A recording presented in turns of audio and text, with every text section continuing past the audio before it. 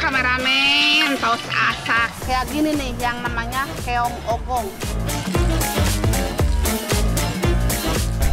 Rasanya tuh kenyal, gurih, pokoknya mantep banget.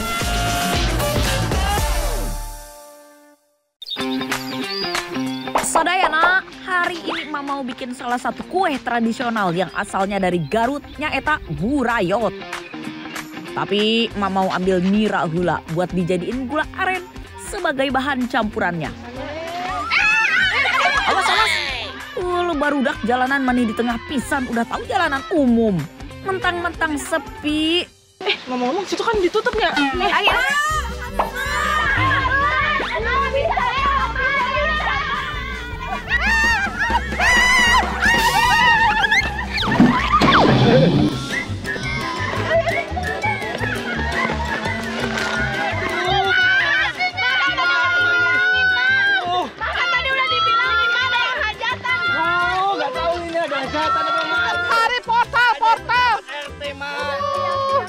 Sakit pinggang mana aduh. Aduh, ayah wae dak ngalangin jalan emak. Padahal iya kan jalan pintas ke tempat ambil nira. Kalau muter deui bisa kesorean emak sampainya. Sebentar. Asa kenal sama pengantinnya? Kayak kameramen emak. Ya udah tuh Hansip. Mantep sepedanya. Dekat kok cuma mau ngambil nira. Ya sini aja, jauh ha. Kudu muter-muter mah. Nitip sepeda kade leungit. Naon sih ieu ah. Emak tinggal we lah sepedanya. Mending ke lanjut jalan kaki.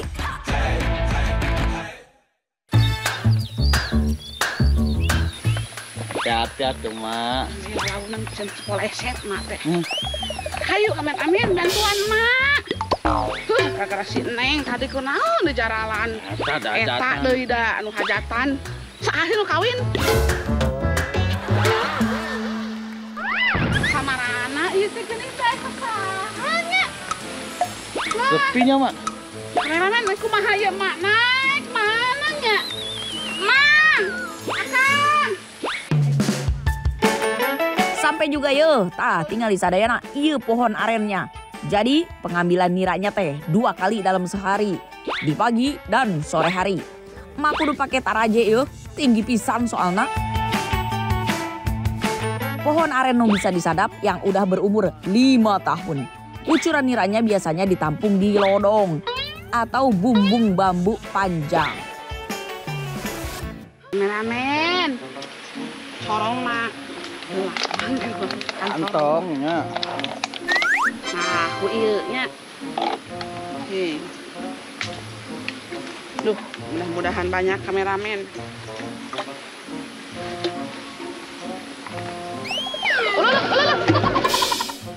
Yo. Ya, bahe kan kameramen.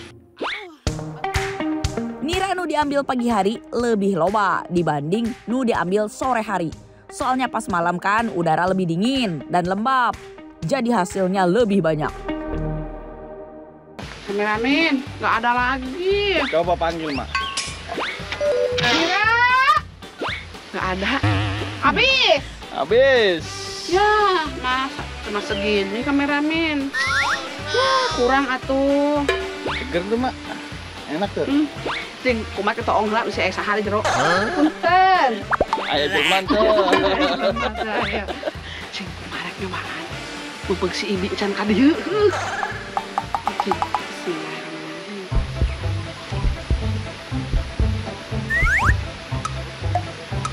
Cuma kayak saha eta di situ. Kergalut jero naon. Uluh hasilnya meni sedikit sadayana. Teu naon lah, emak tuangin weh. Emak penasaran mau cobain nira langsung ti pohonnya.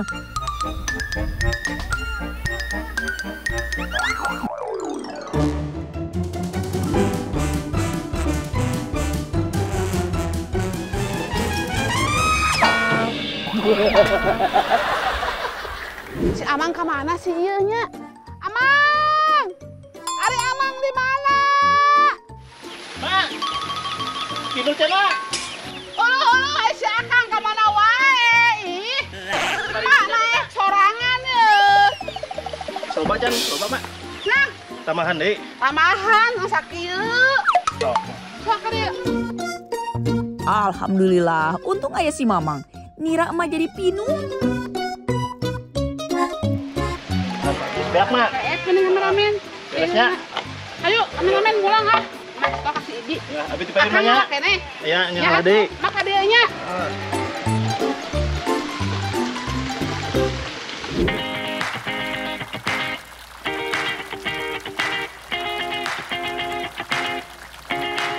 Ibi, iya Nira, nanti simpen di mana? Ada di sana. Dia. Ya. Tidaknya. Aduh, jangan kameramen. Emak pada bantuan si Ibi ah. Bu emaknya. Nira udah diambil, ente bisa langsung dimasak ya. Soalnya kudu didiemin heula selama kurang lebih 12 jam atau 1 malam. Kebetulan lagi aya nu dimasak sadayana. Nira dimasak sekitar 4-5 jam tergantung banyaknya nira. Kudu diaduk supaya ente tutung atau gosong dan gulanya terasa pahit. Kalau warnanya berubah kecoklatan artinya sudah mau matang. Kalau sudah mengental, gula bisa dicetak dalam cetakan bambu. Tapi kudu diaduk heula. Harga 1 kilo gula aren di dieu 20 ribuan. Gula aren nu udah dicetak harus didiemin dulu sampai dingin. Ya kurang lebih mah 1 malam. Soalnya kalau dibungkus saat panas, gula bisa jadi lembab dan mudah berjamur. Kenaon Mak, burayot ya. Ih, Ibi. Oke, emak babi bulananya mau tos nyetaknya. Emak pada nggak ada malah burayot. Beli Mak, beli. Kan emak udah bantuin Ibi di sini. Mana Neng? Ih, cukup pisan Neng. Ibi, emak pamit heulanya, pada nggak ada malah burayot. Nuhun gulana ya. Ayo Neng, ayo. Nuhun. Dibantuin emak kain gulana.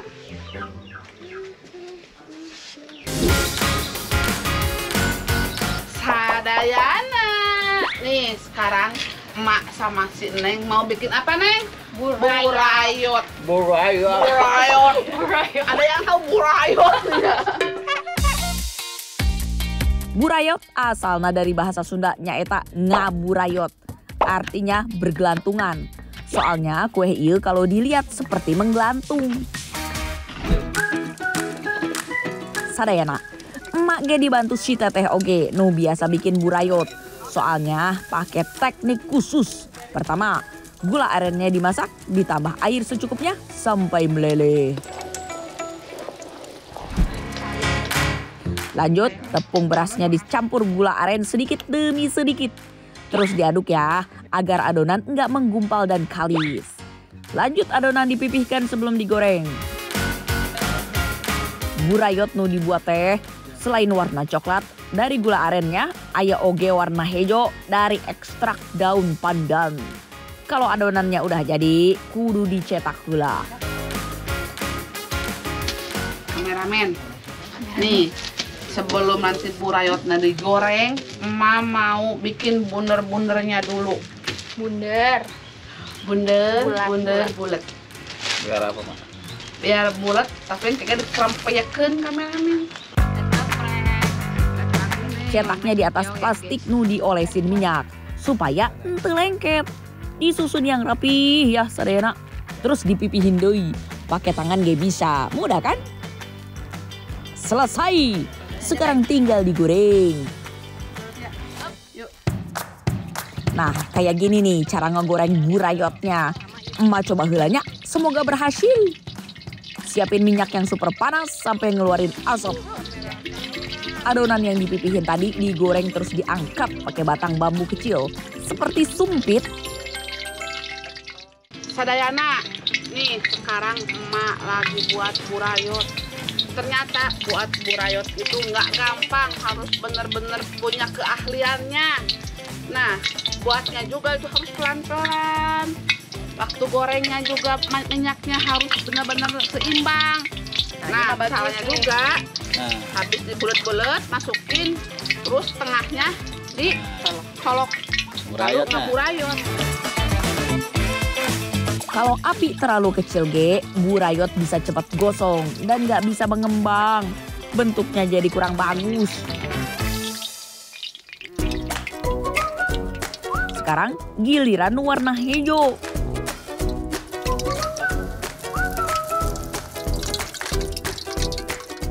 Kameramen, tos asak ayeuna mak bade makan sareng. Hayu teteh, sini. Aduh, cari mak. Hati-hati atuh si Mak. Sadayana, ini dia burayot buatan Burayot. emak janten.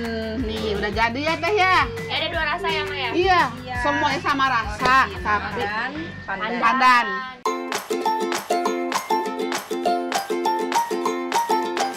Rasanya tuh, kalau yang coklatnya ini tuh agak kriuk, tapi yang dalamnya tuh empuk banget ya teh. Pulen, Kering di luar, lembut bulan di dalam. Lembut di dalam. Manisnya pas. Tuh guys, Ini mah aroma. cuaca lagi mendung kayak gini, enaknya sama teh anget. Tapi teh anget kopi tengah pahit. beku, kameramen. Dulunya mah burayot dibuat saat ada acara besar atau hajatan. Tapi sekarang mudah ditemuin dan jadi salah satu oleh-oleh khas Garut. Sebagai kue tradisional yang diwariskan turun-temurun, burayot jadi kebanggaan warga Garut nih, sadayana. Sadayana rotisan.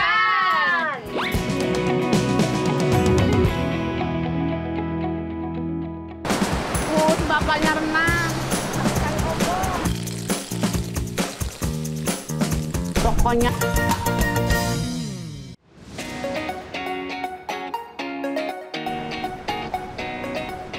kebetulan di sini lagi musimnya tuh keong obong. Sebelah sana. Perburuan kita tuh sebelah sana. Udah ada orang yang lagi cari-cari. Kita langsung aja yuk kameramen, keburu sore. Yuk.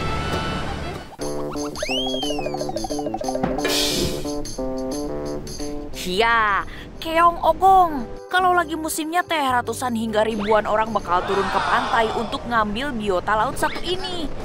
Soalnya kemunculan keong ogong di pantai Pangandaran nggak bisa diprediksi.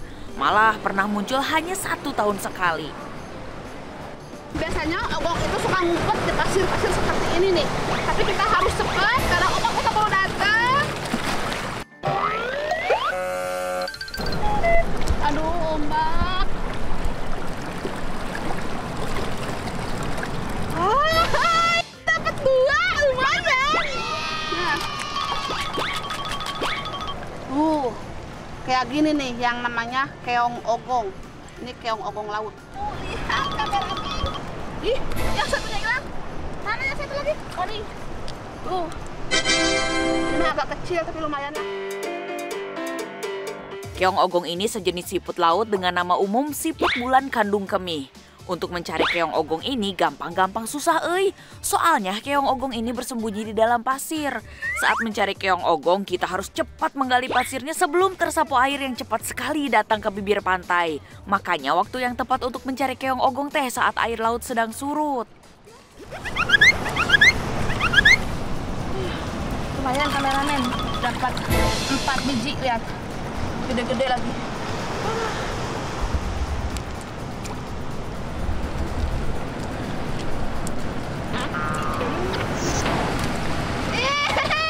Bapak nyusul. Pak nyusul, Pak. Bantuin, Pak. Lumayan, Pak. Tuh. Bantuin, Pak. Udah besar-besar, Pak. Dapat 3. Sampai. Tuh.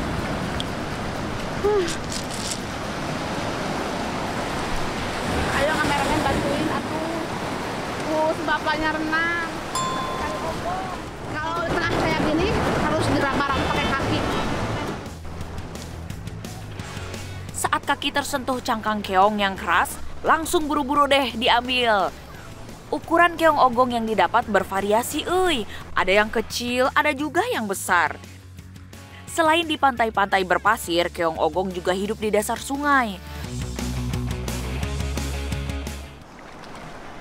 Sekarang mulai rob, mulai gede airnya. Karena udah semakin sore. Sadayana, harga jual keong ogong ini lumayan tinggi loh. Bisa sampai 100.000 per kilogramnya.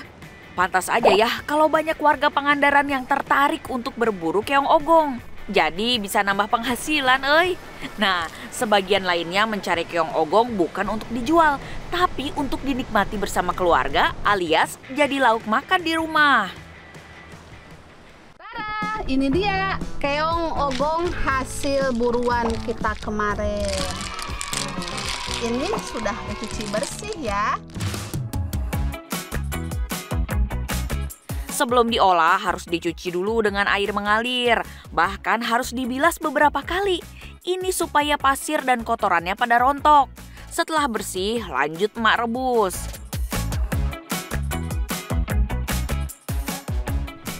Kita rebus kira-kira setengah jam aja. Agar keongnya itu nggak terlalu alot atau liat. Nah, setelah direbus, mau emak cuci lagi nih keong ogongnya biar makin bersih. Untuk bumbu seperti biasa, sederhana aja. Ada garam, cabai rawit, bawang putih, kemiri, bawang merah, dan jahe. Jahe ini mengurangi bau amis ya. Ulek semua bumbu sampai halus ya. Siapkan juga irisan tomat, daun bawang, lengkuas, dan terakhir sebatang serai. Pokoknya masakan emak enak dijamin bikin enak. Jadi hari ini mau buat 2 jenis masakan. Kalau yang ini mau buat saus tiram. Kali ini mau bikin sate. Sekarang kita tusuk-tusuk. Ini sudah dicuci bersih ya, udah cuci tangan. Dijamin higienis.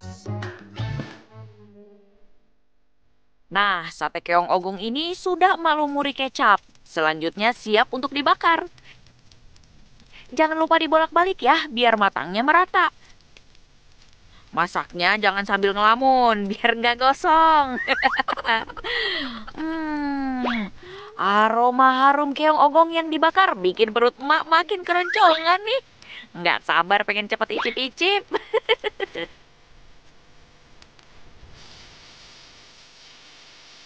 Untuk menu kedua, emak mau tumis bumbu-bumbu yang tadi sudah dihaluskan. Tumis sampai harum ya. Sadayana, keong ogong ini memiliki kandungan gizi yang tinggi seperti asam amino, asam lemak, sumber vitamin, dan juga mineral. Makin sehat deh emak.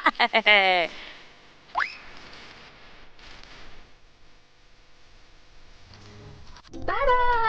Masakannya sudah matang. Ya, saus tiramnya udah matang. Sate keongnya udah mateng.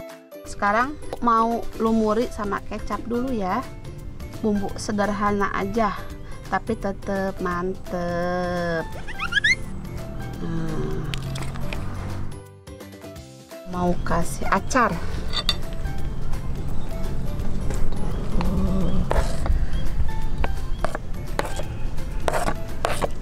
Setelah itu cabai sama bawang merah. Kalau sate tanpa cabai sama bawang merah itu belum mantul. Tapi kalau udah dibaluri seperti ini, sedap banget. Cantik kan? Emak makan sate keongnya dulu. Harus pakai nasi. Kalau belum makan nasi mah belum makan namanya. Rasanya tuh kenyal, gurih, pokoknya mantep banget. Mantep, surantep, pakai kendol pokoknya mah. Kameramen mau. Sekarang keong ogong dengan bumbu ala emak. Tinggal dicongkel dagingnya kayak begini. Pokoknya enak semua, enak banget. Sadayana yang ngiler sama masakan emak pengen dicoba bikin? Silahkan atuh. Untuk keongnya mah nggak harus keong ogong. Yang tersedia di pasar aja. Udah dulu ya, emak mau lanjutin makan.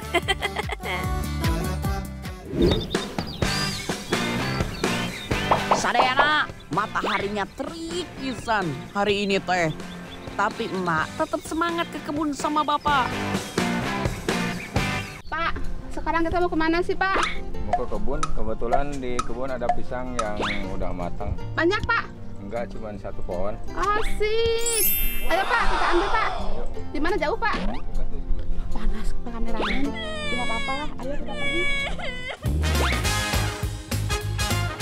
Panasnya bikin degradasi. Maksud mak dehidrasi. Untung kebun pisangnya udah deket.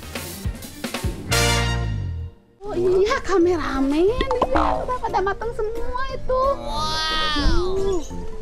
Mantap banget. Pasti manis tuh. Mau tebas langsung Pak? Di mana Pak? Itu bawahnya ada balong. Gesek aja. Nanti pisangnya mau bikin pisang goreng. Panas-panas ini buat pisang. Mantap. Tuh lihat meni kuning gitu pisangnya. Emak udah nggak sabar buat mengolahnya. Punten sadayana, ini teh kameramennya lagi ikut bantuin tebang pohon pisang. Jadi maaf ya kalau gambarnya miring begini. Nah, alhamdulillah dapat juga pisangnya. Tuh rasanya enak pisan, menipulen. Manis banget kameramen. Pak, manis banget pisangnya Pak. Iya. Nih, kameramen mau. Tapi bayar dulu nggak gratis ini. Ini pisangnya enak banget jadi nggak gratis. Bayar, mana uangnya? Apaan? Kamu meledek, itu mah daun. Nih. Untung mamah baik. Emak tahu kameramen lagi bokeh kan. Nah, waktunya memasak. Sekarang emak sisihin dulu pisang yang nggak bagusnya. Ini teh sebenarnya bukan busuk ya, tapi terlalu mateng. Untung cuman sedikit ya. Oh iya sadayana, ini teh pisang jenis siem. Bentuknya emang mirip pisang kepok, tapi pisang siem lebih pendek ukurannya. Kalau dibelah, terlihat ada biji-biji kecil berwarna hitam di sepanjang daging buahnya. Rasanya manis dan ukurannya pendek, jadi ini mau emak olah jadi pisang nugget. Mas siapin tepung terigunya dulu ya. Tambahkan air secukupnya. Aduk sampai kentalnya pas, jangan terlalu encer ataupun kental. Tuang garam sedikit biar tambah gurih. Terus masukkan pisangnya ke dalam adonan. Abis itu lumuri pisang dengan tepung roti alias tepung panir. Biar tekstur tepung rotinya makin terasa, masukkan kembali pisangnya ke dalam adonan. Lalu balur lagi dengan tepung panir. Baru goreng deh pisangnya. Gorengnya di minyak yang panas ya biar hasilnya semakin renyah. Cukup 5 menit aja gorengnya. Nah, udah hampir jadi pisang nuggetnya. Tinggal emak hias dengan berbagai topping. Mulai dari selai coklat, keju, choco chip, hingga meses. Wah, mantap surantap. Menggoda pisan ini pisangnya. Jadi bingung mau pilih yang mana. Enak semua kayaknya. Siapa yang mau? Ayo sini gratis loh. Tapi asal kesini. Ayo merapat. Ayo. Sekarang aku mau icip-icip Pisang coklat kejunya enak dicocolin susu biar makin jos. Bismillahirrahmanirrahim.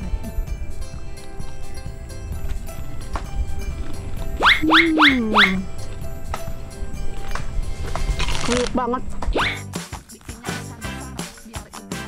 Manis sama lembut, pisangnya terasa banget. Pas banget dipadu padankan dengan renyahnya kulit nugget.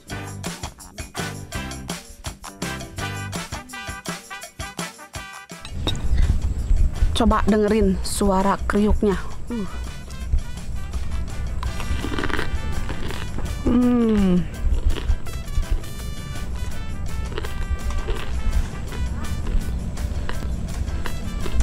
Crunchy abis pokoknya mah.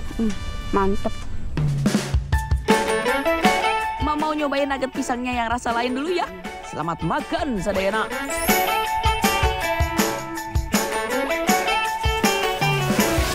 Emak sama Adani mau cari lalapan. Emak sama Adani ambil yang muda-muda. Sambelnya sambel tarak.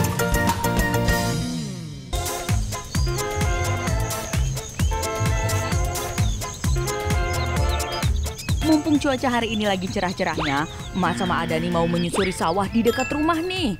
Tuh lihat, sawahnya luas pisan euy, ditambah angin yang sepoi-sepoi membuat hati emak terasa tentram. Nah, ini emak mau sekalian cari bahan untuk dimasak. Nah, jadi hari ini emak sama Adani mau cari lalapan. Dan kebetulan ini dia salah satu lalapannya yang mau emak petik. Nah, ini dia yang emak cari. Kalau di kampung emak namanya teh daun caya-caya. Daun caya-caya ini mirip daun pepaya ya.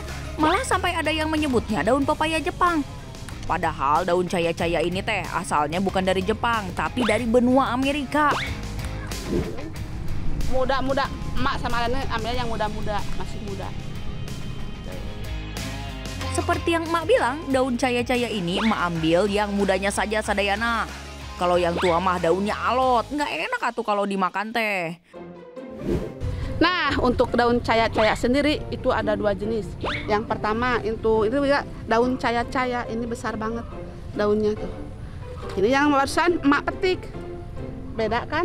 Tuh. Kalau ini mah daunnya besar, ini mah kecil. Dan untuk namanya sama. Tapi kali ini emak yang ambilnya yang ini aja. Yang ini mah buat besok-besok lagi ya. Buat yang belum pada tahu nih, daun caya-caya ini dipercaya memiliki banyak manfaat untuk kesehatan tubuh. Malah sampai disebut makanan super karena tinggi nutrisinya. Dari antioksidan, serat, dan asam lemak. Daun caya-caya ini teh bisa untuk mencegah anemia, menyembuhkan sakit asma, meningkatkan kadar kalsium dalam tubuh, hingga mengatur kadar kolesterol dalam darah. Mantap suranta pokok namanya. Ini dia daun lalapan yang kedua. 3, Mak. Yang kedua, ini kalau di kampung emak namanya daun suring. Kalau emak sebut suring mungkin rada asing ya. Kalau emak nyebutnya kenikir langsung pada paham kan? Daun suring nama lain dari daun kenikir sadayana. Kalau daun caya-caya wajib direbus dulu sebelum dimakan. Nah, kalau daun kenikir bisa dimakan mentah. Gizi dari daun kenikir ini lengkap pisan. Ada karbohidrat, protein, serat, vitamin B, C, dan beta-karoten. Kandungan kalsiumnya juga tinggi. Makanya makan daun kenikir bisa mencegah tulang keropos atau osteoporosis. Ini dia lalapan terakhir yang mau emak ambil. Ya, Ini. yang merah nih. Tutup.